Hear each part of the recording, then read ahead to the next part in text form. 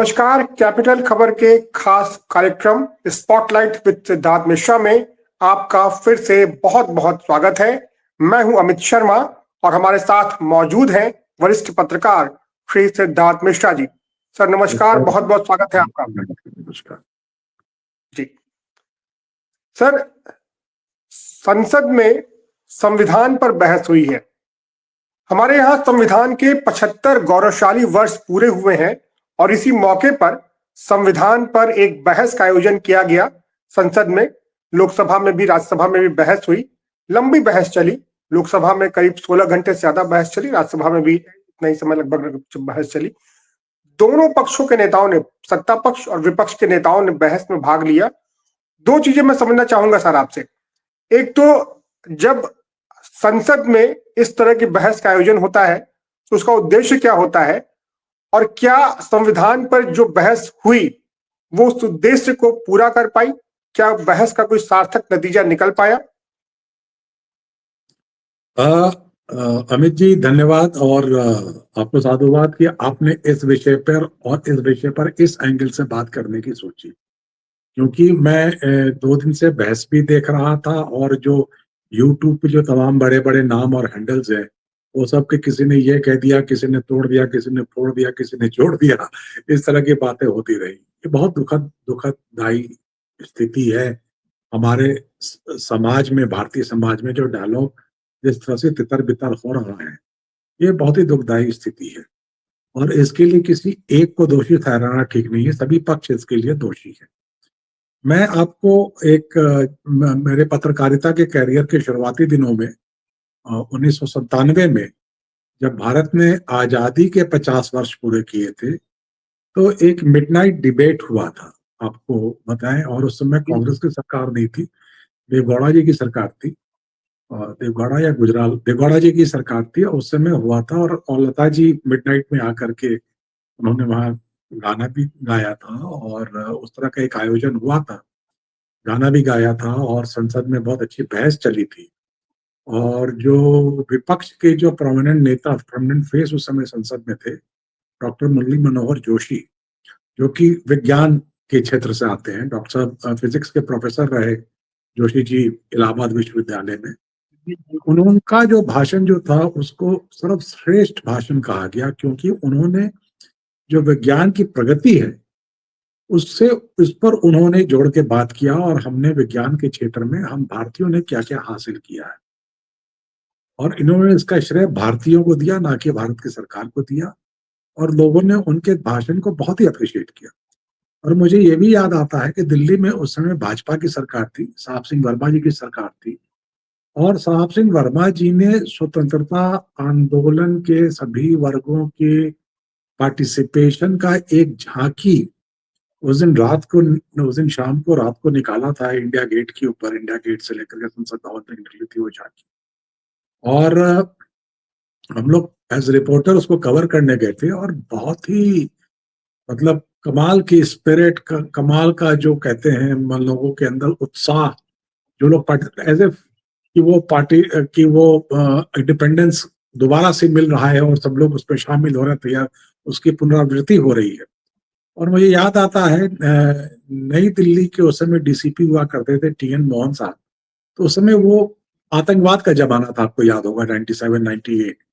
तो सेफ्टी को लेकर के था, तो उन्होंने कहा कि भाई इतना ज्यादा उत्साह है कि इस पर पुलिस कुछ नहीं कर सकती, अब ये लोग ही अपनी सुरक्षा की व्यवस्था करेंगे। तो इस तरह का एक था। तो मुझे लग रहा था कि अगर आप संविधान के 75वें साल को बना रहे हैं तो इस तरह का कोई एक आयोजन, इस तरह का कोई भव्य जिसपे सभी वर्गों का पार्टिसिपेशन हो। मैं सभी वर्गों की बात कर रहा हूँ, मैं सभी दलों की बात नहीं कर रहा, मैं सभी वर्गों की बात कर रहा हूँ। संसद भवन के बाहर भी इसके बारे में पार्टिसिपेशन हो, सब लोग साथ मिलकर बात करते हैं, ऐसा कुछ हुआ नहीं। देखिए, हमारा जो कॉन्स्टिट्यूशन जो है, हमारा जो संविधान है, मैं तो ये कहूंगा कि आपने सभी वक्ताओं ने मतलब कि तीन तीन नाम से आगे कॉन्स्टिट्यूशन, 3 या 4 नाम, 4 नाम से आगे कॉन्स्टिट्यूशन का डिबेट बढ़ नहीं पाया। जवाहरलाल नेहरू जो टारगेट पे रहे, और जिनको डिफेंड किया जी। गया।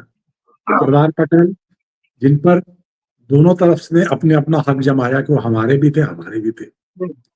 तीसरा बाबा साहब अम्बेडकर, क्योंकि जानते कि बाबा साहब का नाम नहीं लेंगे तो एक बहुत बड़ा हमारा जामुन समुदाय आहत हो जाएगा, पॉलिटिकल रीजंस। और चौथा मौलाना अबुल कलाम आजाद की भाई माइनॉरिटी कम्युनिटी को भी जस्टिफाई करना है। तो क्या हमारे संविधान के निर्माण में इन्हीं 4 लोगों का रोल था? मैं ये प्रश्न करना चाहता हूं। हमारे संविधान के निर्माण में 299 सदस्य थे। संविधान सभा में। जी। हाँ, कॉन्स्टिट्यूएंट असेंबली में, संविधान सभा में जी 299 सदस्य थे और हर एक सदस्य ने एक्टिवली पार्टिसिपेट किया। बिल्कुल, लंबी इसमें लंबी बहसें चली। 229 सदस्य जो थे वो जो ब्रिटिश इंडिया की प्रोविंसेस थे उससे इलेक्ट होकर के आए थे, और 70 जो थे वो प्रिंसली स्टेट से आए थे। और देखिए, संविधान सभा भी कोई, जो कुछ लोग कहते हैं कि मतलब कुछ लोगों ने कहा कि मतलब यो ही बन गई संविधान सभा। एक वो बड़े वकील साहब हैं, धवन साहब, शायद राजीव धवन जी, उनकी किताब है, थोड़े वामपंथी विचारधारा के हैं, तो उन्होंने कहते थे it was not representative of people. भाई 1946 में प्रोविंसेस में इलेक्शंस होते हैं, वहां के जो चुने हुए प्रोविंसेस के जो चुने हुए लोग हैं वो संविधान के सदस्यों को चुनते हैं। तो आप लोगों के रिप्रेजेंटेटिव को कैसे डिफाइन करते हैं? लोगों के रिप्रेजेंटेशन को कैसे डिफाइन करते हैं? हिंदुस्तान की करोड़ों करोड़ जनता आकर के बैठ करके संविधान बनाती है? ऐसा तो नहीं हो सकता ना।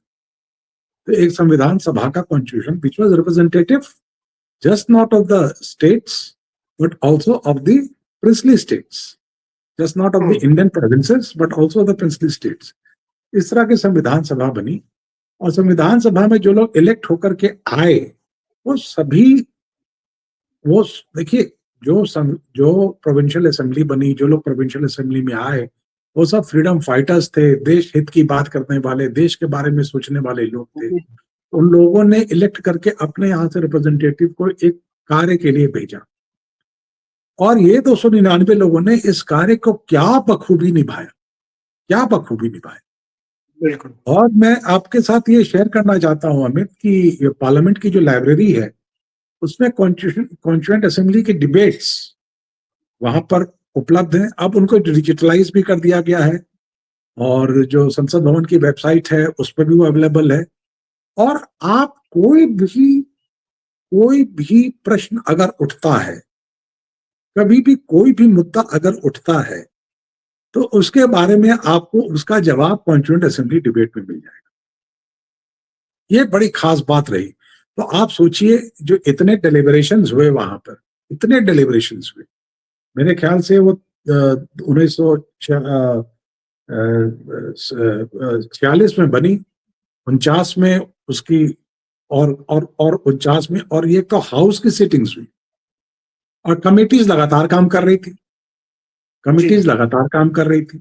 उन्होंने अपने अपने ड्राफ्ट बनाए, जो फिर ड्राफ्टिंग कमेटी के पास आए, फिर ड्राफ्टिंग कमेटी ने उन पे अपनी ये करी, फिर जाकर के हाउस में आकर के वो एक एक करके पास हुआ। और जो जैसे अभी केजरीवाल जी जो मुद्दा उठा रहे थे दिल्ली के स्टेटहुड का मुद्दा, तो उसके बारे में भी चर्चा की गई है संविधान सभा। हमारे जो कितने फोरसाइट वाले लीडर्स थे, आप इस बात से देखिए कि उसकी चर्चा भी उन्होंने उसमें किया है, उसकी चर्चा भी उन्होंने अपने डिबेट्स में किया है। एक एक चीज के ऊपर, जो भारत नाम अभी पीछे बाद, अभी इंडिया अलायंस जो बना, विपक्ष का अलायंस, इंडिया अलायंस, कुछ लोगों ने कहा कि भारत का नाम इंडिया से बदल करके बना, इसके बारे में भी चर्चा है जी। इसके बारे में भी चर्चा है कि क्यों संविधान के अंदर India that is Bharat, India that is Bharat लिखा हुआ जी। उस डिबेट में मैं आपको उस पर कोट करना चाहता हूं, जो पंडित ठाकुरदास भार्गव, जिनका कंक्लूडिंग भाषण इसके ऊपर था और जिसको फिर संविधान सभा ने मान लिया, उन्होंने झंडे पे क्या कहा, सॉरी, नाम के ऊपर क्या कहा, as regards the name of the country the term India that is Bharat has been laid down in the constitution and some of my friends objected to this term. उस समय भी इसका विरोध हुआ, कुछ लोग हिंदुस्तान नाम चाहते थे, कुछ लोग इस तरह। As for me, I have no serious objection to it. It is a fact that we cannot live in isolation from rest of the world. We have centuries old connection with England and the rest of the world. The world will always know us by the name of India. West की किताबों में India, waste की किताबों में England में और बाकी में हम इंडिया के रूप में जाने जाते हैं। जी। तो but so far as we are concerned, in our hearts and souls, our country shall always remain as Bharat. ये तो कोई शक ही नहीं है कि हम भारत हैं और भारतीय हैं, लेकिन वर्ल्ड में हमारी पहचान इंडिया के रूप में है। So the term India and Bharat have been bracketed in order to meet the needs of countrymen as well as of the outsiders. The world will call us as India and we ourselves will call us as Bharat. Thus there will be blending of the East and the West. कितना बड़ा सोच, इतने छोटे से मुद्दे पर कितनी बड़ी। और आपने जो, मुझे तो नहीं लगता कि इस पूरे डिबेट में जो बड़े बड़े लोगों ने डिबेट दिया, जिनके भाषणों की बहुत चर्चा हो रही है, दिल्ली यूनिवर्सिटी के एक प्रोफेसर हैं, उनके ऊपर एक बहुत बड़े यूट्यूबर ने पूरा एक 15 मिनट का चला ही दिया कि देखिए क्या भाषण उन्होंने दिया, नेहरू को कैसे डिबेट। अरे भाई, नेहरू, पटेल, आजाद, अम्बेडकर, इसके आगे कुछ नहीं। अब ये जो पंडित, ये जो ठाकुरदास भार्गव जो है, कितनी बड़ी बात कही है इन्होंने, इसके बारे में कुछ नहीं, एक शब्द नहीं। ये तो मौका था संसद में इन चीजों को याद करने का, इन चीजों को रिकॉल करने का, लेकिन हमने इसको क्या रिड्यूस कर दिया, तू मैं। और इसके लिए सत्ता पक्ष और विपक्ष, कई बार अगर सत्ता पक्ष गलत दिशा में जा रहा है तो विपक्ष का काम होता है कोर्स करेक्शन करने का। आपने वो कार्य नहीं किया। आप इन लोगों का नाम ले सकते थे, लेकिन आपने नहीं लिया। मैं आपको एक और मतलब एक तो मैंने नाम के ऊपर आपसे बात की अभी, और दूसरा मैं बात करना चाहता हूँ जो झंडा है। बीच में ये कंट्रोवर्सी उठी थी कि झंडा बदल दो, कुछ लोगों ने कहा झंडा सैफ्रनाइजेशन है, तो सैफरन सबसे ऊपर क्यों है, हरा नीचे क्यों है, इस पे हुआ, इस पे भी गहन चर्चा हुई। और आपको पता है डॉक्टर एस राधाकृष्णन ने इस चर्चा को लीड किया इस पे, और एक उन्होंने सामंजस्य स्थापित किया, सामंजस्य बनाया और कहा कि झंडे में हमने ये जो 3 चीजें ली हैं, 3 कलर्स लिए हैं, इसके क्या स्वरूप है, और ये तीनों कलर हम भारतीयों के रंग हैं, तो किसी एक धर्म विशेष के रंग नहीं है, ये तीनों रंग हम भारतीयों के रंग हैं। एस राधाकृष्णन का नाम लिया क्या किसी ने इस पूरे डिबेट में? 2 दिन 3 दिन जो डिबेट चला है अभी लोकसभा में और राज्यसभा में, किसी ने एस राधाकृष्णन का नाम लिया? नहीं लिया।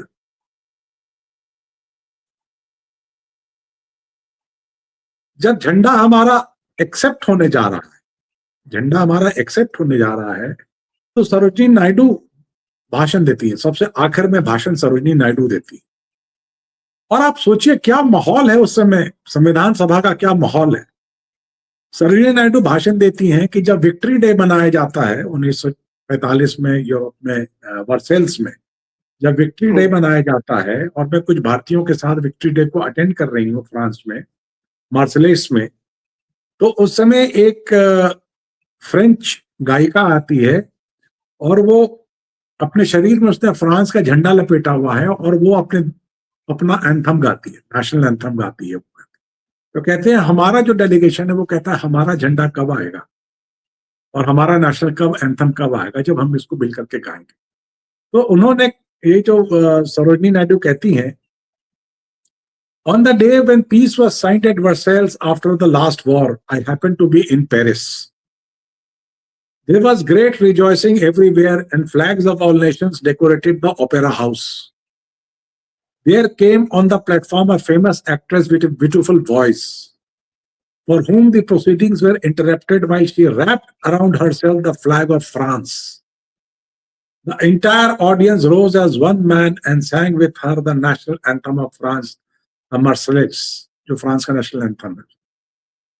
And an Indian near me with tears in his eyes turned to me and said, "When shall we have our own flag?" "The time will soon come," I answered, when we shall have our own flag and our own anthem. जी इतना बड़ा, इतनी बड़ी बात है, constituent assembly के अंदर ये अंकित है, इतना बड़ा इवेंट है, हम भारतीयों का इतना बड़ा इमोशन जुटा हुआ है इसके साथ, हमारे तिरंगे के साथ, हमारे हमारे हमारे नेशनल एंथम के साथ. इसकी कोई चर्चा हुई? कोई चर्चा नहीं हुई इसकी. किसी ने इस पे कोई बात नहीं कही.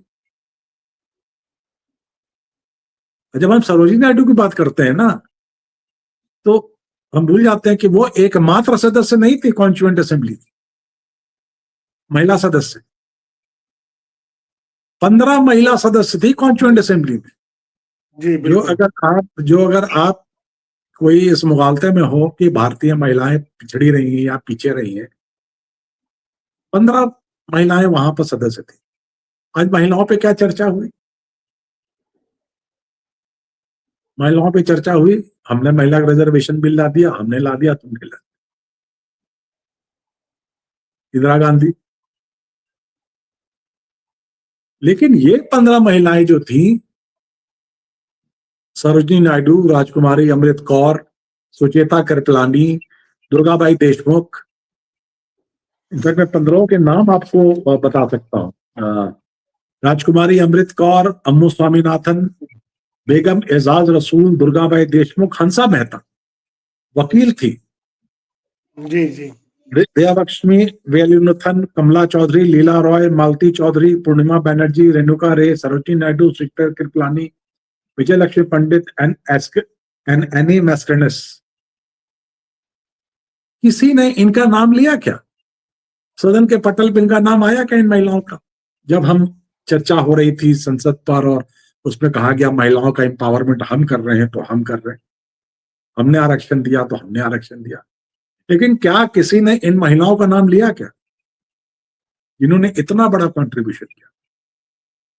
राजकुमारी अमृत कौर को शौक था मेडिसिन पढ़ने का, वो पढ़ नहीं पाई, लेकिन वो विजन लेकर के आई, देश की पहली स्वास्थ्य मंत्री बनी और उन्होंने एम्स का विजन रखा, उसका निर्माण किया.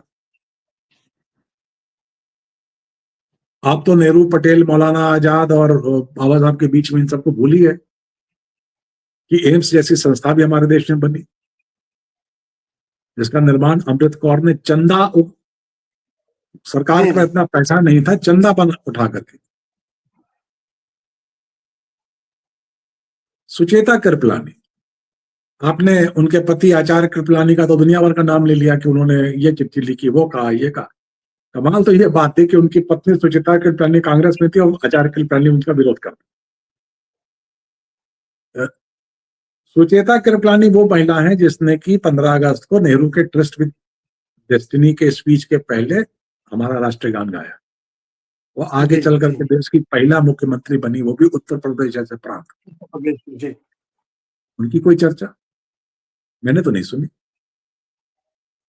किसी ने भी उनका नाम लिया?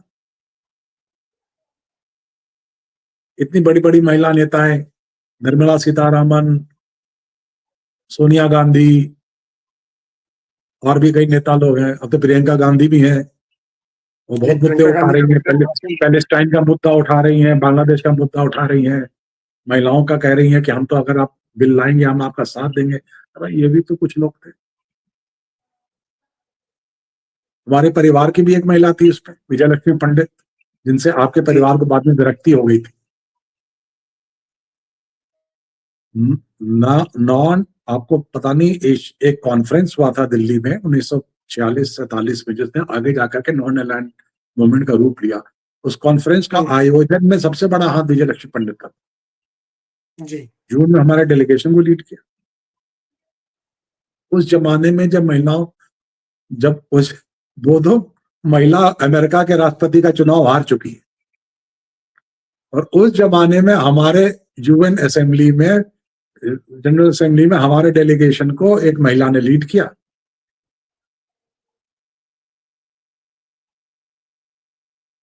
तो अमित जी, कहने का पर्पस ये था कि ये संविधान 75 साल सरवाइव कर गया। ये संविधान ने हमारे देश को एक दिशा दी है, हमारे देश को चलाया है। अगर हमारा देश एकजुट है, हमारा देश अगर सुदृढ़ है, स्ट्रांग है, तो उसके पीछे सबसे बड़ा कारण हमारा संविधान है। और अगर हम इस संविधान के 75वें वर्ष में अगर हम इसके निर्माताओं को याद नहीं करते हैं, तो फिर कोई कारण नहीं है कि हम पार्लियामेंट का समय बर्बाद करें, देश का समय बर्बाद करें इस तरह के सतही डिबेट को कर। मेरा तो ये मानना है। बाकी इसके लिए मुझे लोग कुछ भी कह सकते हैं कि मुझे इस तरह की बात नहीं करनी चाहिए, लेकिन ये संसद के डिबेट के बारे में। लेकिन मेरा देखिए ये मानना है कि संसद ने का जो ये संविधान पे जो डिबेट रहा, ये डायरेक्शनलेस रहा, इससे कोई पर्पस सर्व नहीं हुआ। आज से 25 साल बाद अगर कोई आदमी कोई रिसर्च करने बैठेगा, वह संविधान पे कुछ रिसर्च करने बैठेगा, तो यही लिखेगा कि संविधान के 75 साल पूरे होने पर जब पार्लियामेंट में डिबेट हुआ है, तो बड़ा ही सतही, बड़ा ही मीडियोकर, बड़ा ही पेडेस्ट्रियन डिबेट हुआ है, यही वो लिखेगा। जी, और यही बात भी है सर। जैसा कि मैंने शुरू में ही आपसे जानने की कोशिश की थी कि आखिर ऐसी बहसों का उद्देश्य क्या होता है। उद्देश्य यही होता है कि हम जिन चीज़ों को आज का जो यूथ है वो भूलने लगा है, उन्हें एक बार हम फिर से याद दिलाएं। और संविधान हमारी नींव है। और जैसे अभी आपने कहा भी कि 75 साल पूरे हुए हैं, और हमारा देश जिसे हम लोकतांत्रिक देश है, उसकी नींव हमारा संविधान ही है। और संविधान के प्रति हमारे देशवासियों की जो आस्था है, वो आस्था ही हमें और हमारे देश को आज उस हवा में सांस लेने देती है जिस हवा में हम सांस ले रहे हैं। कई विदेशी नेता भी कहते हैं, जैसे मुझे याद है कि इमरान खान एक बार कह रहे थे कि भारत में जब सत्ता परिवर्तन होता है तो ये देख के बड़ा अच्छा लगता है कि एक नेता हारता है और दूसरा नेता बहुत ही आराम से आके उसकी जगह ले लेता है, और बिना किसी बिना किसी हथियार, बिना किसी सशस्त्र क्रांति के सत्ता परिवर्तन हो जाता। पाकिस्तान में ऐसा नहीं होता है। तो पूरी दुनिया हमारे लोकतंत्र को देख करके एक तरह से ईर्ष्या भी करती है और तारीफ भी करती है कि हम इस लोकतांत्रिक देश के निवासी हैं जहां पर चीजें इतनी शांतिपूर्ण तरीके से होती हैं। ऐसी ही कुछ चीजों की हम अपेक्षा कर रहे थे इस बहस से, लेकिन अपने संविधान के बहाने सबके अपने अपने निशाने रहे और इसी के आसपास बहस केंद्रित होकर के रह गई। उम्मीद करेंगे कि अगली बार जब इस तरह के किसी विषय पर संसद में बहस हो तो कुछ ज्यादा सार्थक चीजें निकल के आए, क्योंकि संसद का समय और संसाधन दोनों बहुत कीमती होते हैं। वो हमारे देशवासियों की ही उसमें खून पसीना उसमें लगा होता है। अमित जी, मेरा तो ये मानना था कि इसके ऊपर विशेष सत्र होना चाहिए था जिस पर कि पार्टी से ऊपर उठ करके लोग बातें करते। जी बिल्कुल। पता नहीं अगर हमारी बात को कोई सुन रहा हो सरकार में या विपक्ष में या कोई संसद सदस्य, तो इस पे वो बात करे। लेकिन आजकल तो लोगों की रिस्पॉन्सिबिलिटी एक तड़ाकेदार भाषण देना, उसकी क्लिपिंग को लेकर के यूट्यूब पे फ्लोट कर देना, उसके आगे तो कुछ होता नहीं। जी, जितना हंगामा हो उतना ज्यादा टीआरपी रहता है, उतने ज्यादा व्यूज रहते हैं। दुष्यंत कुमार होते तो क्या लिखते? उन्होंने लिखा कि हंगामा खड़ा करना हमारा मकसद नहीं, इस जहां की सूरत बनी रही। तो क्या लिखते? जी, इस जहां की सूरत हो, हमें उससे क्या मतलब, हंगामा खड़ा करना हमारा मकसद। जी। खैर चलिए सर, हम यही कोशिश करते हैं कि हम उन चीजों को सामने लाएं जो चीजें छूट रही हैं, मिनिस्ट्री मीडिया जिन पर ध्यान नहीं दे रहा है। हमारी कोशिश तो यही रहती है। सर बहुत बहुत धन्यवाद आज इस सार्थक बहस के लिए। और मैं अपने दर्शकों का भी धन्यवाद करूंगा। हमसे आप जिस तरह से जुड़ रहे हैं, जिस तरह से अपना प्यार दे रहे हैं, उसे बनाए रखिए। हमें शेयर कीजिए, लाइक कीजिए, कमेंट कीजिए। आपके कमेंट का हमें इंतजार रहता है, हम आपकी प्रतिक्रिया जानना चाहते हैं। कमेंट जरूर कीजिए और ऐसे ही अपना प्यार हमें देते रहिए। सर फिर से आपका बहुत बहुत धन्यवाद। Thank you. नमस्कार। नमस्कार।